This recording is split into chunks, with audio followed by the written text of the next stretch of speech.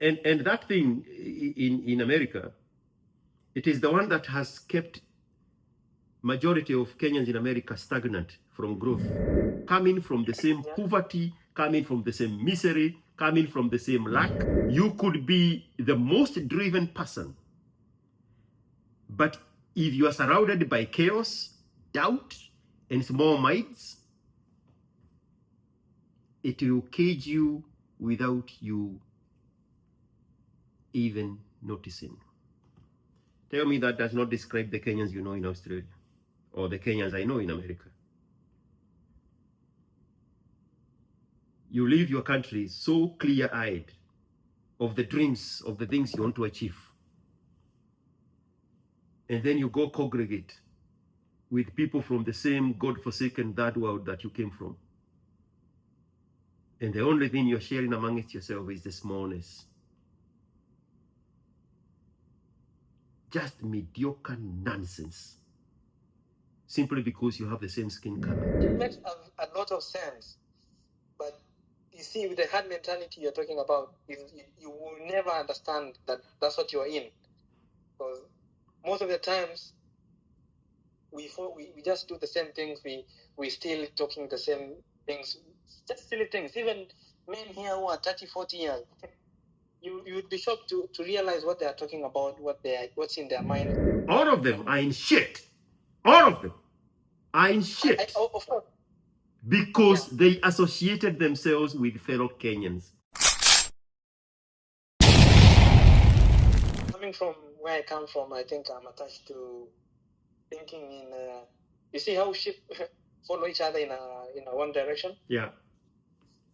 So I think I'm part of that thing, and I need to. Yes, it's called hard mentality.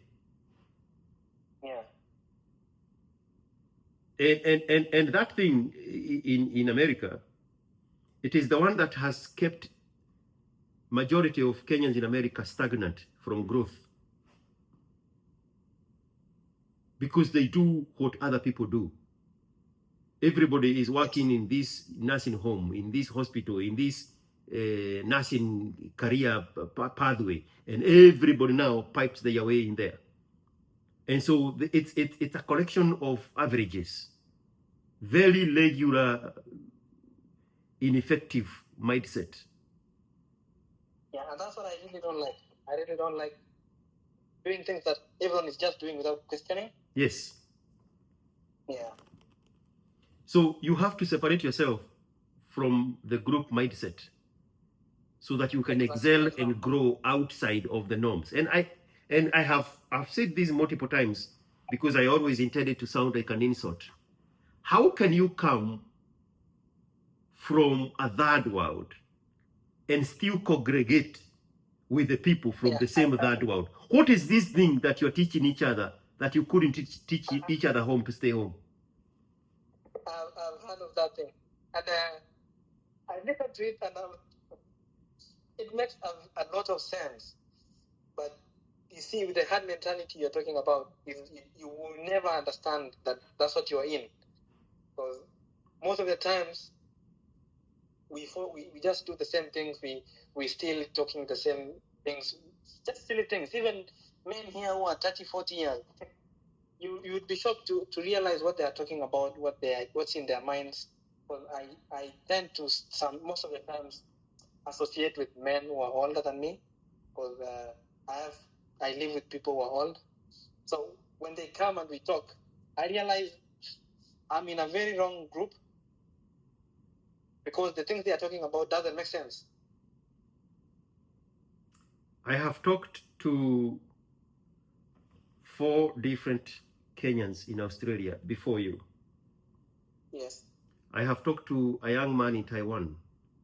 I have talked to 3 different young men in Britain. I have talked to 2 Canadians. I have talked to 2 Kenyans in America. And one of those guys in America is a guy who has wasted 20-something years with Kenyan women, multiple of them. Yeah. The young man in London, he is stuck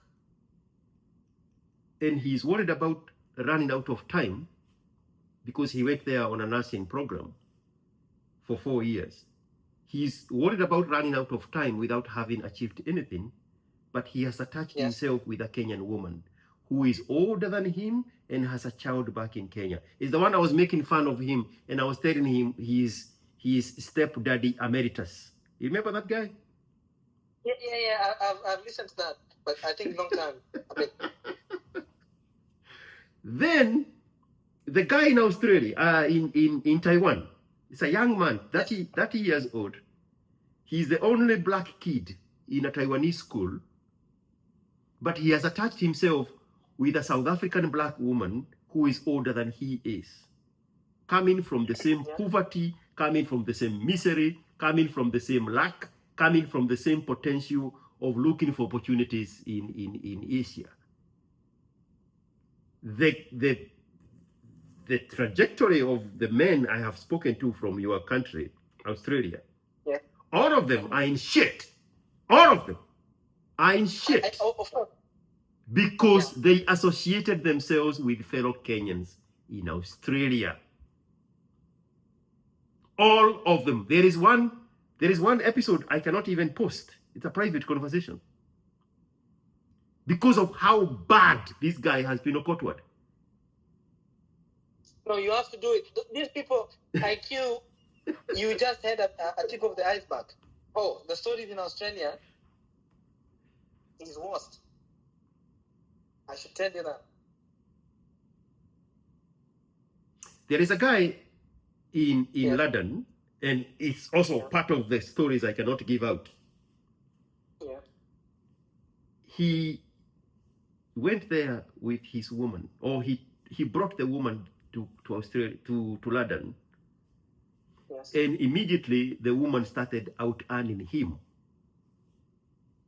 Now, vaguely, because I cannot give that story, that woman is looking for information on how to not just get rid of the guy, but to get rid of him in a manner that will make him lose his job and lose his possession in the UK.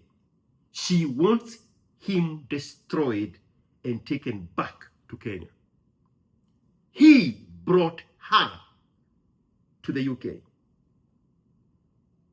He chanced on information that this woman is actively looking to fuck up his job and fuck up his whatever status that he has in the UK so that he can be shipped back to Kenya.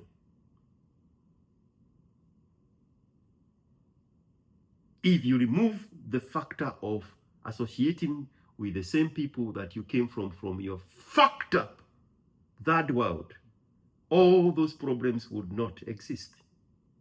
You are the only person, by the way, that I'm talking to that you have not entangled with a fellow Kenyan in the country of your choice. Your problems are back in Kenya. Yeah, but the same problem with a guy from either Qatar or Kuwait who is dating a 29-year-old bartender in Mombasa. His problems are back in Kenya, right? But majority of these people, they come here or wherever they have chosen to adapt a new country, and they continue associating themselves with the same people from the same fucked up, godforsaken, third world, lax caste, black caste country that they came from. Instead of using that opportunity to seek new life and new path and new opportunities with other than fellow blacks. And the result is the same. 100% of the time. 100% of the time.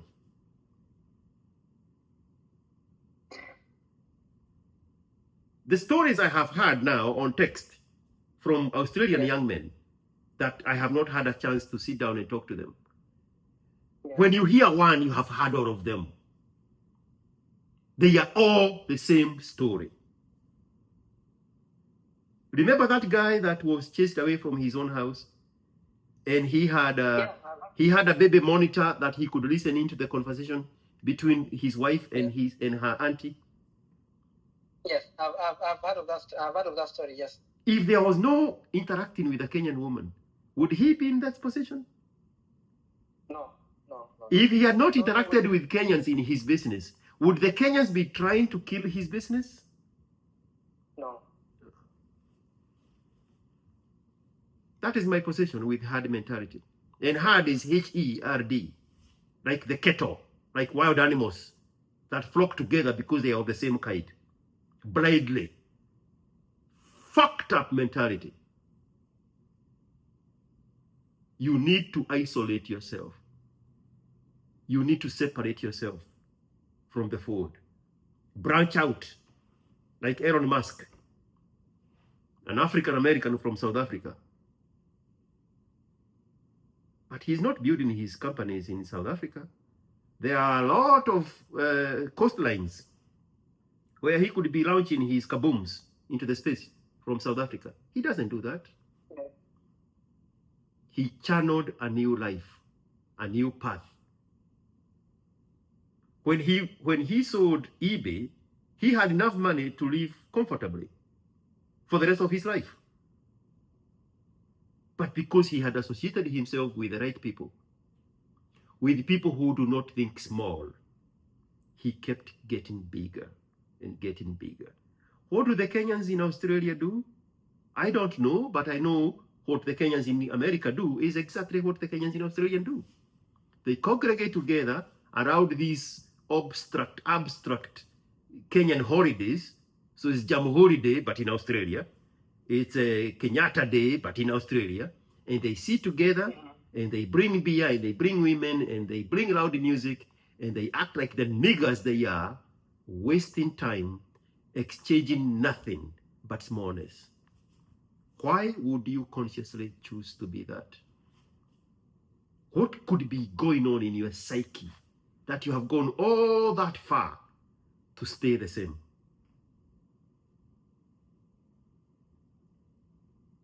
Yeah.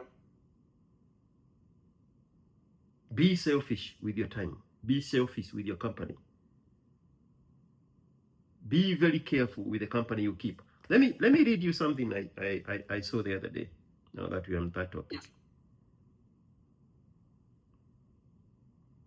I hope it opens up. You could be the most driven person, but if you are surrounded by chaos, doubt, and small minds, it will cage you without you even noticing. Tell me that does not describe the Kenyans you know in Australia or the Kenyans I know in America. You leave your country so clear-eyed of the dreams, of the things you want to achieve. And then you go congregate with people from the same God-forsaken third world that you came from. And the only thing you're sharing amongst yourself is the smallness. Just mediocre nonsense. Simply because you have the same skin color or you came from the same piece of dirt. And you cage yourself without even noticing. Why would you consciously choose that life?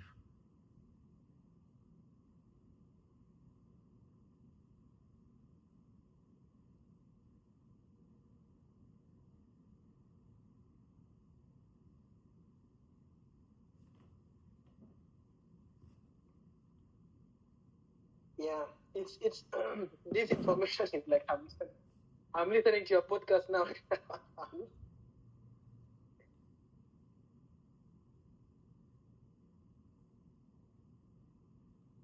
Be very conscious, be very deliberate, be very intentional. Yeah, I think I've picked up the lessons. Yeah. Okay? Yes. All right, man. We're not okay. Is there anything else?